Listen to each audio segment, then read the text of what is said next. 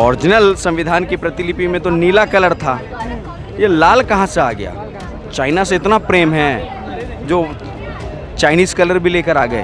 Paper leak भी रुकेगा और पेपर लीक करने वाले भी रुकेंगे। तिहाड़ में जगह खाली कराई जा रही है, अभी शराब घोटाले वाले अंदर हैं, अभी पेपर लीक वाले भी अंदर होंगे। उसके पास परिवार होकर भी, भाई होकर भी जो उसका साथ नहीं देता है, तो ऐसे इंसान का क्या देश में वैल्यू रहेगा? और वो देश के प्रधानमंत्री बन जाते हैं। अपने बाप का नहीं हुआ अखिलेश यादव, बड़े मंच पर अपने बाप का तिरस्कार करने वाला व्यक्ति, वो किसका हो सकता है? कल संविधान को लेकर सारी कांग्रेस पार्टी पहुंची, पार्लियामेंट का पहला सेशन था, हमने देखा। बाद में निकलने के बाद उन्होंने बयान दिए वापस वही कि संविधान है खतरे में। क्या कहना चाहेंगे? बीजेपी कहती है कि संविधान तो तब खतरे में था 49 वर्ष। देखिए, संविधान 25 जून 1975 में जो संविधान की हत्या, लोकतंत्र की हत्या, कांग्रेस पार्टी की लीडर, भारत की पूर्व प्रधानमंत्री स्वर्गीय इंदिरा गांधी जी ने, इंदिरा फिरोज गांधी जी ने जो किया, वो देश का काला दिन आज है। उस काले दिन पर और आज संविधान की दुहाई वो लोग दे रहे हैं जिन्होंने हमेशा, जिनकी पार्टी के दौरान संविधान की हत्या हुई, आज वो संविधान बचाने की बात करते हैं। जिन्होंने हमेशा ही संविधान की हत्या करने की कोशिश की हो, वो संविधान के प्रति लेके घूम रहे हैं। दूसरा एक चीज़ और, ये संविधान की एक प्रति लेके घूम रहे हैं जिसमें संविधान रेड कलर का है। चाइना से ज़्यादा ही इंस्पायर्ड हो गए हैं का? ओरिजिनल संविधान की प्रतिलिपि में तो नीला कलर था, ये लाल कहाँ से आ गया? चाइना से इतना प्रेम है जो चाइनीज़ कलर भी लेकर आ गए। कह रहे हैं पर मोदी जी ने वापस तानाशाही सी बढ़ा दी। उसी, अगर वही बात करें तो उसी संविधान में यूसीसी लिखा हुआ था, उसका भी विरोध करते हैं। सीए भी उसी संविधान की देन होनी चाहिए थी, तो उसका भी विरोध करते हैं। एनआरसी का विरोध करते हैं। तो संविधान की हत्या कौन करता है? वर्कशीट एक्ट भी तो उसी संविधान की हत्या करके लाया गया था। साहबानों का मामला, केस भी तो उसी संविधान की हत्या करके ही तो फैसला बदला गया था। तो ये किस संविधान की बात करते हैं? मुस्लिमों को पहला अधिकार देने की बात भी उसी संविधान की हत्या करके ही तो कही गई थी। तो ये किस संविधान को बचाने की बात करते हैं? ये संविधान को बचाने की बात नहीं करते हैं, ये अपने को और अपने परिवार को बचाने की बात करते हैं। ये परिवारवादी पार्टियां हैं, पूर्व से लेकर पश्चिम तक, उत्तर से लेकर दक्षिण तक, सभी परिवारवादी पार्टियां हैं। ठीक है। और जो अल्पसंख्यक का रोना रोते हैं, वो खुद अल्पसंख्यक नहीं हैं। 27% परिवारवाद के बारे में कह रहे हैं।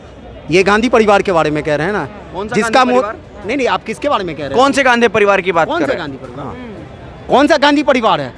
महात्मा गांधी, जिसे आप तथाकथित लोग राष्ट्रपिता कहते हैं। तथाकथित कोई परिवार ना हो, अगर उसके पास परिवार होता तो क्या परिवारवाद नहीं करता? उसके पास परिवार होकर भी, भाई होकर भी जो उसका साथ नहीं देता है, तो ऐसे इंसान का क्या देश में वैल्यू रहेगा? और वो देश के प्रधानमंत्री बन जाते हैं। अपने बाप का नहीं हुआ अखिलेश यादव, बड़े मंच पर अपने बाप का तिरस्कार करने वाला व्यक्ति, वो किसका हो सकता है?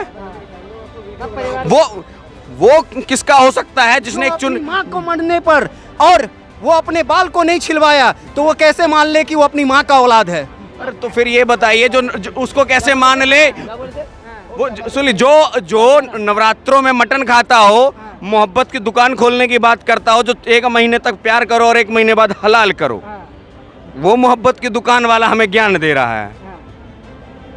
हमारे में प्रेम होता है और प्रेम अनमोल होता है, प्रेम की कोई कीमत नहीं होती है, इन्हीं में मोहब्बत की दुकान होती है। वो भी मोहब्बत 2 कौड़ी की होती है। मोहब्बत कहते हैं ना, मोहब्बत की मिसाल किसको कहते हैं? ताजमहल। अरे भैया, 14वीं बीवी बच्चे को जन्म देते हुए मर गई थी, वो मोहब्बत था। 8वीं बीवी थी, वो मोहब्बत थी। अरे भाई, मोहब्बत तो है राम सेतु, उसकी बात कीजिए। राम मंदिर की भी बात होती है सर, अभी बार बार राम मंदिर की बात होती है। अभी मैं कहता कि मोदी जी ने राम मंदिर इतना करा, अब राम मंदिर की पहली बरसात में छत टपकने लग गई। शायद इनकी जानकारी अधूरी है। अभी प्रथम तल बना है, द्वितीय तल बनना है, उसके ऊपर भी तृतीय तल भी बनना है। तो अभी जब कार्य चल रहा है, कार्य चलते के समय में वहाँ सारी चीज़ें पूर्ण नहीं हो जाती हैं। जब कार्य चल रहा है तो उस पर तो कटाक्ष ही नहीं करना चाहिए। इनकी ज्ञान अधूरी है। इनका ज्ञान अधूरा है। जो 5 एकड़ ज़मीन लेकर के जब राम मंदिर का नंबर की बात होती थी तो कहते थे स्कूल बना दो, अस्पताल बना दो। 5 एकड़ ज़मीन दिया तो था, ना तो उस पर अस्पताल ही बना पा रहे हैं, ना स्कूल ही बना पा रहे हैं। और विद्यालय की बात करते तो नालंदा विश्वविद्यालय बना दिया गया है, 450 एकड़ में है और उसमें 100 एकड़ का तालाब भी है। अगर पढ़ना ना आए तो उसमें डूब के मर भी सर, सकते हैं। आपने शिक्षा की बात कर दी, विद्यालय की यहीं से बात करते हैं। जो लोग हैं अब कह रहे हैं मोइस में पेपर लीक हो रहे हैं, दनादन पेपर लीक हो रहे हैं। नैतिकता के नाते धर्मेंद्र प्रधान जी को इस्तीफा दे देना चाहिए, क्या कहना चाहिए? नैतिकता के नाते इंदिरा गांधी ने इस्तीफा दिया था, देश में आपातकाल लगाया था, आज आपातकाल की बरसी है, तो किस नैतिकता की बात करते हैं? नैतिकता के नाते नैतिकता के नाते शिवराज सिंह पाटिल ने इस्तीफा दिया था। जब मुंबई हमले हुए थे शिवराज सिंह पाटिल ने इस्तीफा दिया था? नहीं दिया था। या मनमोहन सिंह जी ने इस्तीफा दिया था? नहीं दिया था। उत्तर प्रदेश जब राजस्थान में पेपर लीक हुआ था तो क्या कैलाश अशोक गहलोत जी ने इस्तीफा दिया था? नहीं दिया था ना। तो भाई किस बात की बात कर रहे हैं? इस पे तो SIT की गठन हुआ है, जांच कर रही है, CBI जांच कर रही है। तो यहाँ पर तो RJD से जुड़े हुए लोग गिरफ्तार भी हो रहे हैं। बिल्कुल। तो भाई साहब आप अपनी बचाइए। राहुल गांधी जी प्रेस कॉन्फ्रेंस करते हैं, कहते हैं कि लोग कहते थे कि मोदी जी ने वॉर रुकवा दी, पेपर लीक नहीं रुकवा पा रहे। देखिए लोग नहीं कहते हैं, उन्हीं के पापा जी फिलिस्तीन के राष्ट्रपति मोहम्मद मुस्तफ़ा जी ने मोदी जी को पत्र लिखा कि आप इजराइल पे दबाव बनाइए और इस युद्ध विराम कराइए। तो उन पापा जी की भी बात नहीं मानेंगे, जॉर्ज पापा जी की ही बात माननी है सिर्फ।